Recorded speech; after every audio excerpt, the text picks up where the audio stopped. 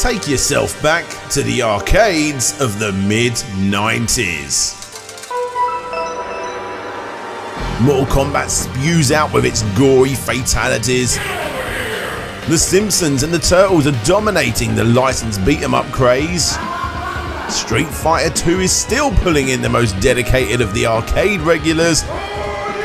And of course, you got plenty of light gun games with the likes of Area 51, Virtua Cop and Time Crisis. We don't have much time. Get into the castle and rescue Rachel. But in the middle of the world's worst mixtape of bleeps and bloops and kids crying under the realization that the Crane Games prizes are just too heavy, one machine always grabbed the attention, and in a lot of ways it outlived the majority of classic arcade games with its excellent visual style, its often crazily oversized cabinet, and of course, its music.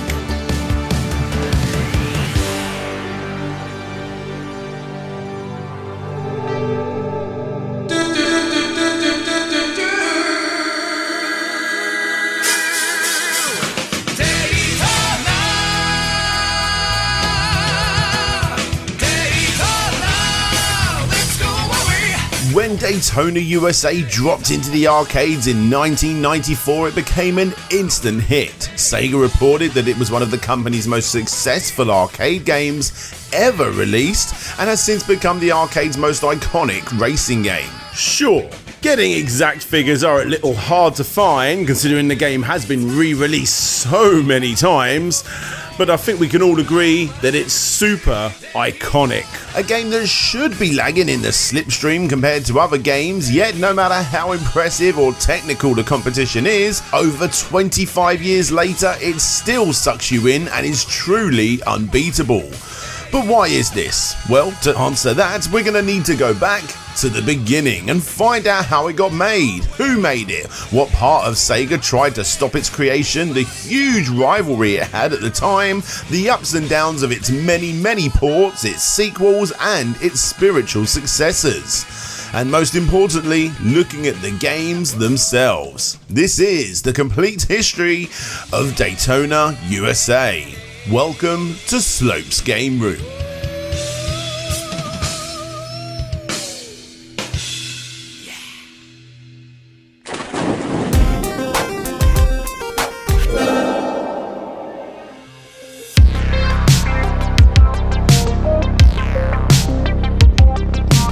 The year was 1992 and the incredible Yu Suzuki had just struck gold, yet again, with the release of AM2's super impressive Virtua Racing, hitting the arcades and of course a wide variety of consoles. When you look back, it's easy to see that Nintendo is the main competition to the big blue house that is Sega, but in the arcades, it was a very different story. Sure, Nintendo had a presence in the arcades, a pretty good presence actually, with games like the Cruis'n franchise. However, in the arcades, the real competition to Sega was Namco. Anything Sega could do, Namco could do better. Sega can do anything better than Namco. Yes, they can. No, they can't. Yes, they can. No, they can't. Yes, they can. If anything was going to be showing the brute force that is Sega, Virtua Racing is going to be that thing. Sure, they're still very impressive for the time. Namco developed Winning Run series, which started all the way back in the late 80s, was indeed a showstopper at the time. However, by the time that this came out, it was quickly forgotten.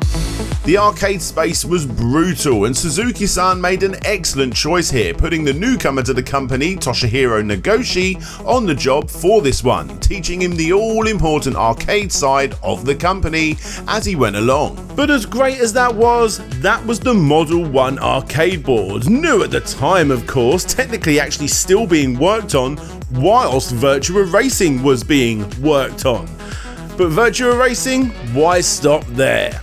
Almost as soon as the game was released in August of 1992 in Japan, the very next month, Sega announced that it would be teaming up with engineering group GE Aerospace to make an even better arcade unit, eventually known as the Model 2, which was 1 month before Western Shores even got Virtua Racing. The relationship between these two companies was a strange yet brilliant one. Sega, like all good video game companies, always wanted to do better, and General Electric Aerospace, well, they kinda needed to venture out to pastures new. You see, the company, which was located in Daytona Beach, directly opposite the Daytona International Speedway, was actually more well known for creating military simulated programs, tanks, helicopters, fighter jets, all that explosive stuff. And when they wasn't doing that, they were creating space simulations for NASA astronauts. These were obviously incredibly expensive machines that went into the millions, that were of course made for a very niche market. To combat this, a demo team at the company recreated that Daytona International Speedway that they were directly opposite, dropped some Formula 1 cars inside of that simulation and started showing off what they could do on a much smaller scale to video game companies such as Sega back in 1990, who were obviously very impressed. The problem was, it was all still way too high of an asking price for any kind of arcade unit. Because of this, a much cheaper chip was produced by the company, and from that, Sega reverse engineered it and ended up creating an even cheaper chip themselves, apparently to the equivalent of about $50. This new chip had the ability to be mass produced, and between the two companies, they were able to implement all of this into the brand spanking new Model 2 arcade board. The time had come. The hardware was being created, the partnership was strong, all they needed now was a game. Sega always did things differently, where a lot of companies would make the hardware whilst getting advice from the game designers as to what they wanted to see on said hardware. Sega found success in creating their games at the same time as creating their hardware, in-house at least. A meeting was set up featuring Yu Suzuki, and the head of Sega from Japan, America and Europe were all in attendance. Of course, the racing genre seemed like the perfect fit after Virtua Racing, but considering Virtua Racing didn't do quite as well in America as it did in Europe or Japan, due to that country not exactly following Formula 1 as much as the rest, a new American-centric game was suggested. NASCAR.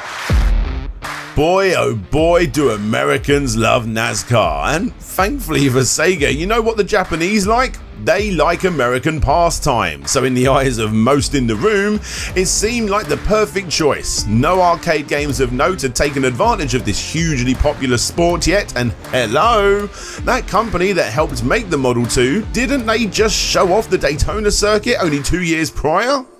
All were in agreement, a NASCAR game it is, except for Victor Leslie, the original president of Sega Europe. Americans love NASCAR, Japan loves what the Americans love, but European gamers in the 90s? What the hell is a NASCAR? Thankfully in this instance, nobody in the room really cared what we European folk wanted. We were responsible for the lowest intake of arcade revenue as a whole anyway. And heck, I am sure we can still, kind of turn a profit with this one. We may not know much about the sport, but at least the name NASCAR is at least kind of recognisable to some.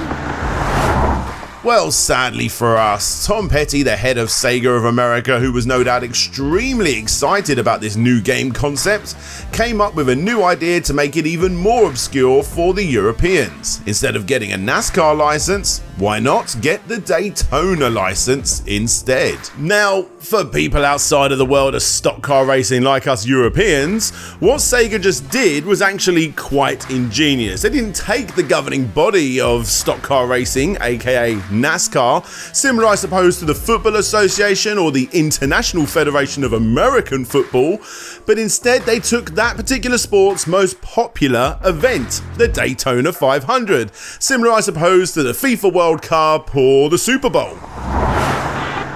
Not only was this arguably more recognisable in the States, but more importantly, it was far less expensive.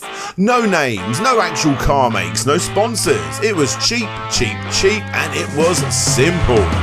Once again, Yu Suzuki, the producer of the game, put Toshihiro Nagoshi on the case in his first full directorial role, and after a trip to America, Tom Petty gave Nagoshi-san some tickets to a NASCAR race, and after that, it all clicked. It was time for Sega to take control of the arcades once again with a very simple instruction from the suits up top.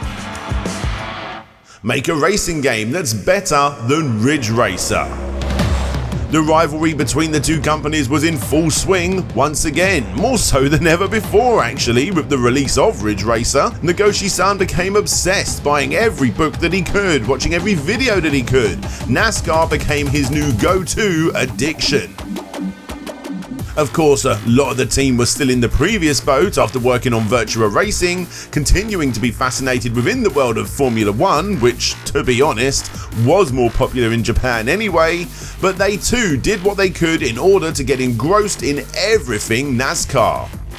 One member of the team, Makoto Asaki, actually ended up watching the film Days of Thunder no less than 100 times, as well as buying himself his own sports car too in order to get to grips with the feel of the game. It goes without saying that Sega and AM2 know how to make good arcade racers, and because of their previous work on games such as Virtua Racing, the development actually went along quite smoothly.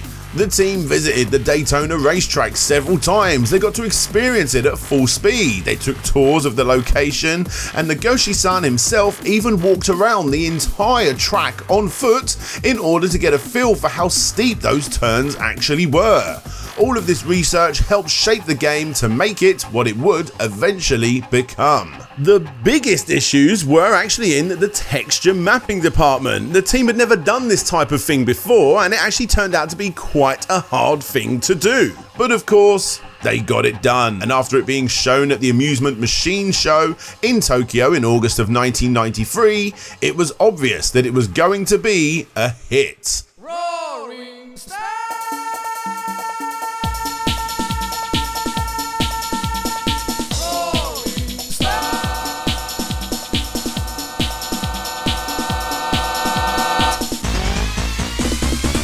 The first test run of the game started back in August of 1993 at set locations in Japan, where it was obviously received very, very well before being pushed out internationally, and straight out of the gate, it did very, very well. At its most basic level, it's a racing game that forces you to go as fast as possible in order to hit the next checkpoint and increase your time. It rewards great driving and pushes you to become a better driver, using your brake on those tight turns instead of just holding down the accelerator. It's a game that needs to be experienced to understand why it feels so good, and even if driving games aren't your thing, you will very quickly get to grips with this one. It's the age-old saying, easy to learn and tough to master. A quick tap of the brake if you've chosen automatic transmission or shifting of the gears in manual in conjunction with turning allows the car to power slide. Of course, this takes away a lot of the realism but provides an unforgettable and easy to pull off arcade-like experience that's really hard to master on the later courses, of which it gives you 3 courses to choose from, and those range from the simple over-like track that NASCAR fans were used to before becoming more complex. Each track is a perfect stepping stone to the next, and with its 20, 30 or even 40 cars on the track at once, no matter how much you master them, it's always a nail-biting experience that not only plays well, but looks stunning. It may have had less textures than its predecessor Virtua Racing, but this helps it become a fully 60 frames per second experience that very much showcased why this sort of thing was so important. Plus, it didn't matter anyway, because the texture mapping technology blew people away. It's a game that stood the test of time, and even though there is no denying the fact that the Namco rival Ridge Racer is also a great game, Daytona was the unique experience never seen before that dominated the arcades on a worldwide scale. Yes, even for us clueless Brits. In fact, it did so well that I'm not even sure I ever saw the stand-up or single sit-down cabinets, but I can remember in quite a few instances at arcades and bowling alleys seeing the dual cabinet and the 8-player cabinet too. It took up a lot of room, but it was worth that floor space. As stated, part of the cabinet's incredible charm came from Takenubo Mitsuyushi's amazing soundtrack. He actually added vocals to the soundtrack, and he did this very thing by using them as samples and then looping those samples to actually make a full song, and it ended up becoming a right earworm.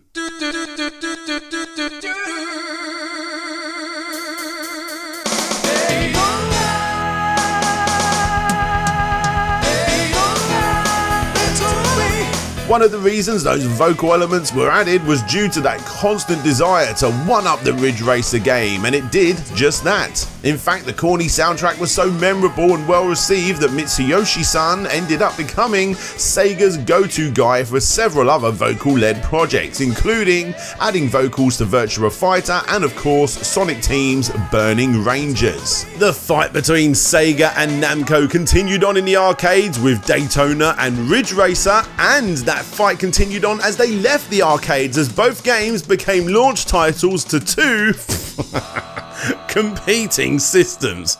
Sorry. In one corner, you had the almighty Sega coming off the success of the smashing Genesis/Mega Drive era, and in the other corner, would you look at that? That Walkman manufacturer want to play with the big boys, don't you, Sony? What even is a PlayStation anyway? Yes, Sony had the close relationship with Namco, so they was obviously going to be getting Ridge Racer, but Sega, well, they own Daytona, and Daytona was doing much better than Ridge Racer in the arcade, so, you know, it's obvious who the winner was here, right? Yep, Ridge Racer, SCES-00001, Sony's first ever video game. And it's with that I'm going to stop comparing these two titles, because honestly, they're both good games and they actually do play quite a bit differently to each other. It's just hard not to compare them when all of the magazines at the time were comparing Daytona USA and Ridge Racer. Plus, as a Sega fanboy, it's a tough pill to swallow. The arcade unit of Daytona had started promoting that the game was on its way to home consoles with the Saturn, something that I'm sure arcade owners were not exactly big fans of, as I specifically remember friends of mine at the arcades not choosing to play on that machine due to the fact that they had a Sega Saturn on pre-order. Sadly for them, this time Sega didn't exactly bring the arcade experience home. The game was obviously rushed during development to get it on Sega's new system, and it shows. It runs at an incredibly low 20 frames a second and sometimes even 15 frames a second. It looks absurdly jagged, and the draw distance looks like it's right in front of your car. Thankfully, the gameplay itself actually doesn't take too much of a hit, and despite its rather ugly appearance, AM2 did a pretty good job of bringing the same fast and frantic feel into the home for one player. Yes, one player. One of the most exciting things about the arcade game was multiplayer. I already stated that the single units, I'm not even sure I've ever seen them in real life, but the dual screen or even the 8-player setup, yes, I saw plenty of those. And that's because even though the gameplay itself is great, taking on your mates is the icing on the most cholesterol heavy cake that you can find. The Saturn port didn't have this, and it got panned heavily for removing it. And yes, a PC port of the same Saturn release also existed, which was marginally better. As retro gaming nostalgic fanboys that look up videos like this, the story of the Saturn's failure comes up a little too often, and honestly, even though those issues started well before the system's release, it was Daytona USA that showed the world at the time that Sega was sadly no longer the dominant force that they once were. Daytona USA Championship Circuit Edition thankfully fixed a lot of these issues and came out just over a year later on the Saturn in 1996 and again in 1997 for PC owners. For me, it's 2 steps forward and 1 step back kind of game. Yes, it has multiplayer, the graphics are much smoother than before, the frame rate is a much better solid 30 frames a second, more cars, more tracks, quite simply, is what it should have always been. And funnily enough, this one was released originally in Europe, you know, the place that never wanted a NASCAR game in the first place. Unfortunately, as stated, this version came with a few very noticeable drawbacks, firstly being the fact that the music was remixed. Now, I'm not saying that the music is bad in this one, in actual fact it's probably arguably better than the arcade original. Don't hate me, it just doesn't include the original soundtrack.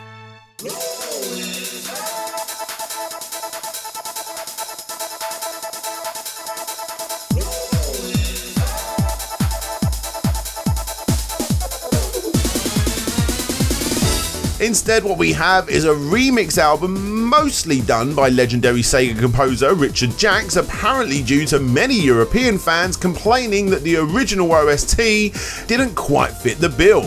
And on behalf of all of us here in Europe, I'm so sorry for messing around this franchise so much. Regardless, as stated, it's still a bloody good soundtrack. It just should have had the originals included too.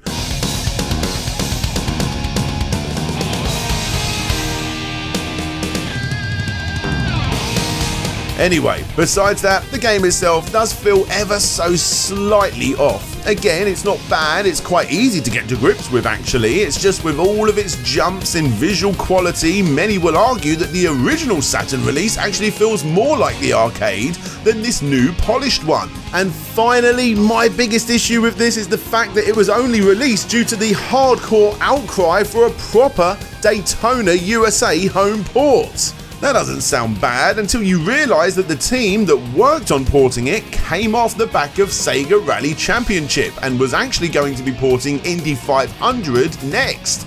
And again, I'm not saying that the Indy 500 game is a better game, all I'm saying is that it's a real shame that more people didn't get to experience this awesome little gem, but instead got a slightly upgraded version of a game that came out only 1 year prior. And if we are going to be getting technical, I have read that the Japanese version of this game, titled Circuit Edition, which came out in 1997, is the version to get, as that is ever so slightly advanced yet again, with further draw distances, a few extra modes, the arcade original soundtrack, slightly refined drift mechanics to make it even more like the arcade original, and most impressive of all was the ability to be able to play this game online.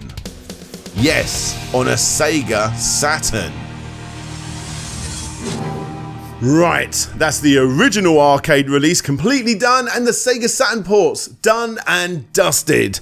It's now time to move on to the true hidden gem of the series, Daytona USA 2 Battle on the Edge. Seriously guys, this game is so good. Hold up, ladies and gentlemen. We're not done with the original Daytona USA ports just yet, I'll have you know. And nope, I'm not talking about the Dreamcast or even the PSN download from 2011 either. We'll get to those shortly. But first...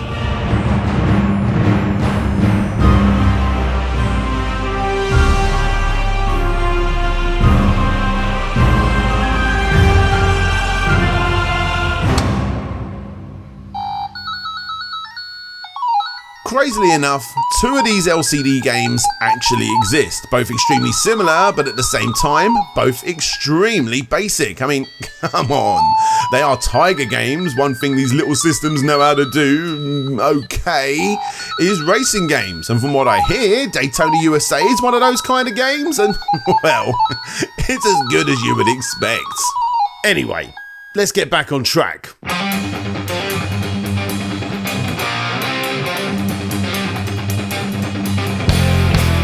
It was time to reboot the franchise, and after Sega had sequeled several other top dollar earning franchises such as Virtua Fighter, Fighting Vipers and Virtua Striker, it was time to bring the classic Daytona game back.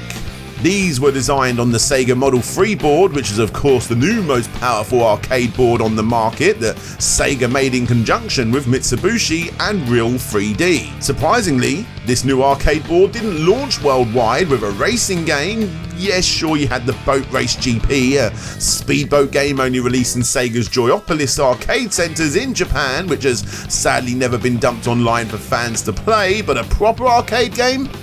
Nope. And it wasn't until 1996 that we finally got to see what this hardware could do with a game like Daytona USA with the release of Scud Race, or Super GP if you're in North America.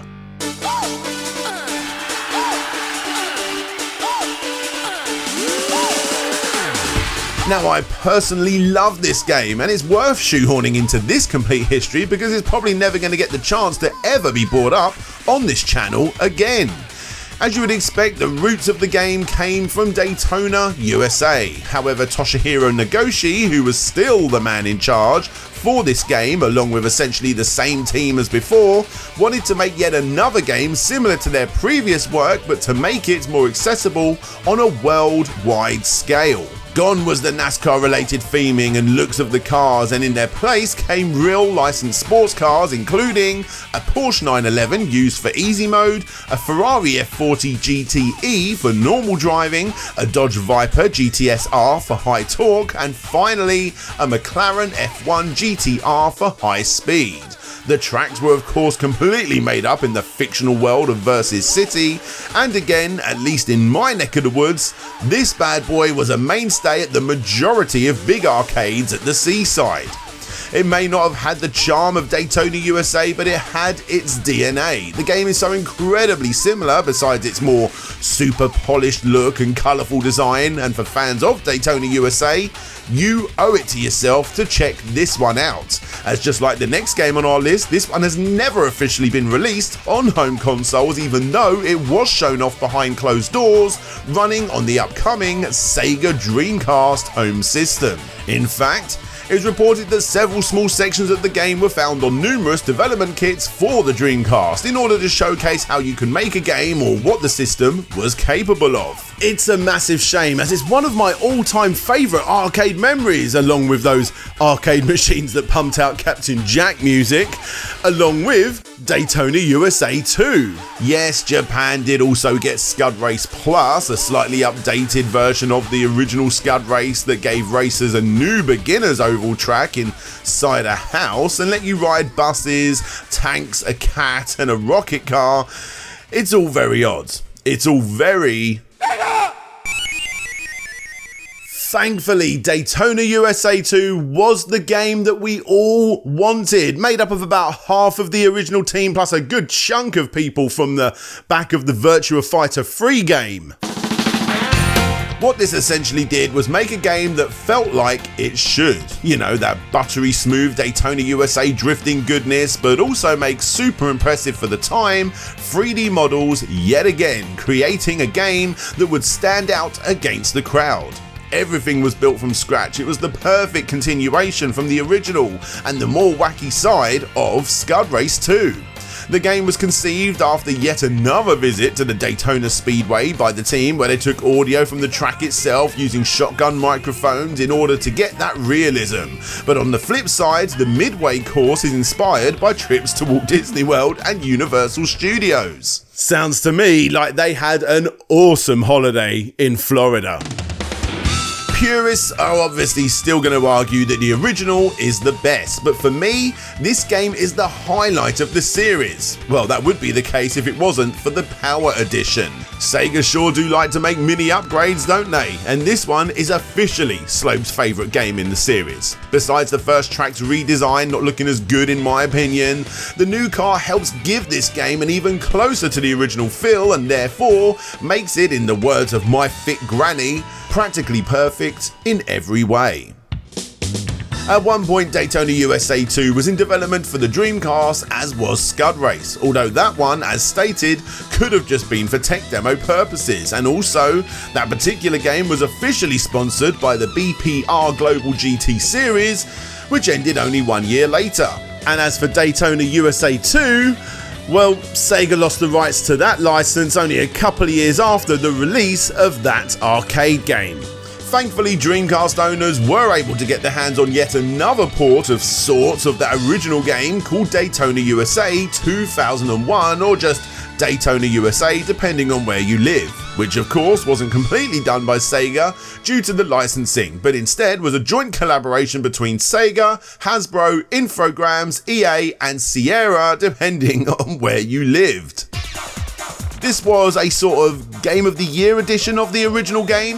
It featured updated visuals on all of the original cars and tracks, as well as loads of extras that were found on the updated Saturn game, and still a few extra bits and bobs with newfangled remixes and mirrored tracks, just to name a few. The game offered online multiplayer for up to 4 players, although this was apparently pretty laggy.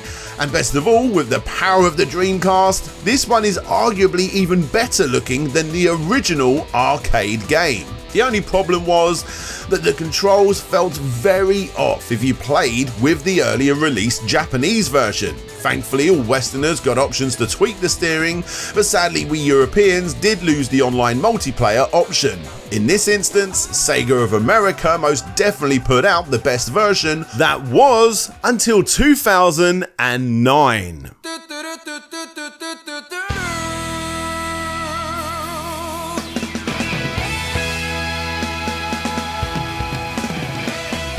Sega Racing Classic is Daytona USA once again, but without all of the Daytona branding. No extras, no nothing. It's literally the exact same game as was that PlayStation 3 and 360 release.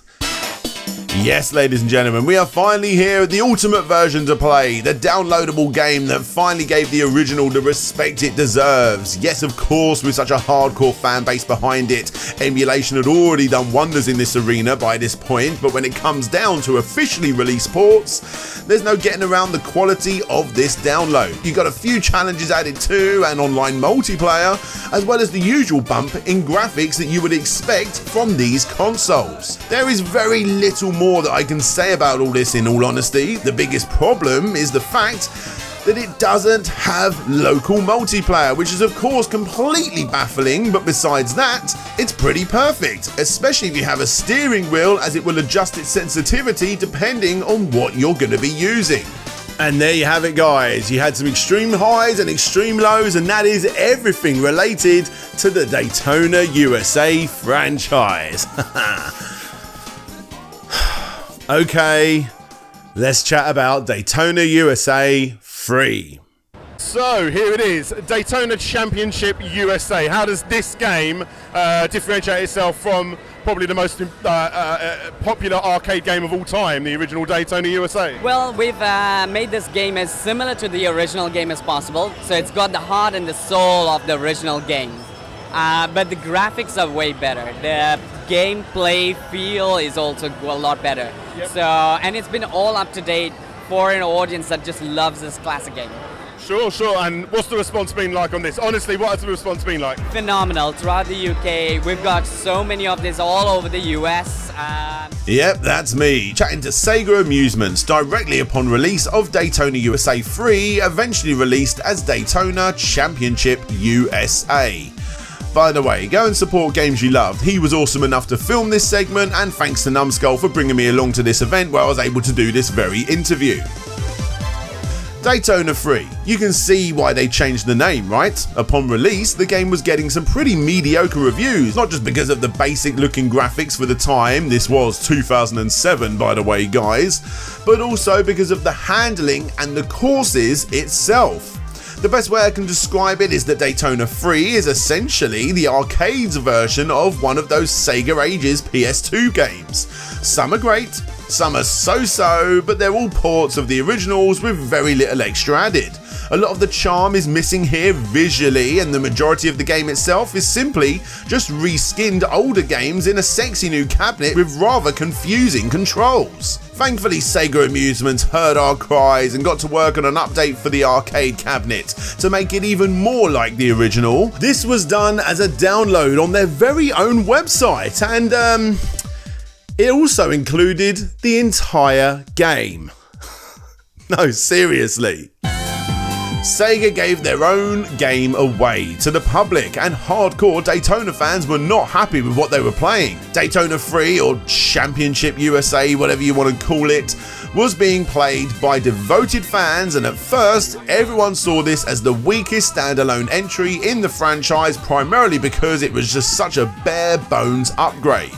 Thankfully, that update had fixed a lot of the issues found in the original arcade version, but still, there was no getting around the fact that even though it played almost identically, it was yet again a port again. And that's Daytona's biggest problem. It's so good that Sega themselves can't even top it. Sure, I prefer the sequels, but let me tell you, I'm in the minority with that one. This game has become the game of legends, often overlooked as the game that was so good it killed the arcades. Why get anything else when everybody just wants to play this one? Thankfully, even though Sega haven't done too well with the latest release, they have kept the legacy alive, adding tracks in Outrun games, adding the Hornet as a fighting character in Fighting Vipers, playing as an F-14 Tomcat Dreamcast controller, and the Hornet again in Sega All-Star Racing Transformed is quite possibly one of the best secret characters ever in my eyes. My god, that game is so good. And finally, Daytona's Hornet was a downloadable add-on in Ridge Racer for the PS Vita. No, seriously. And with that, I think we've gone all the way around the racecourse and finally made it back to the beginning.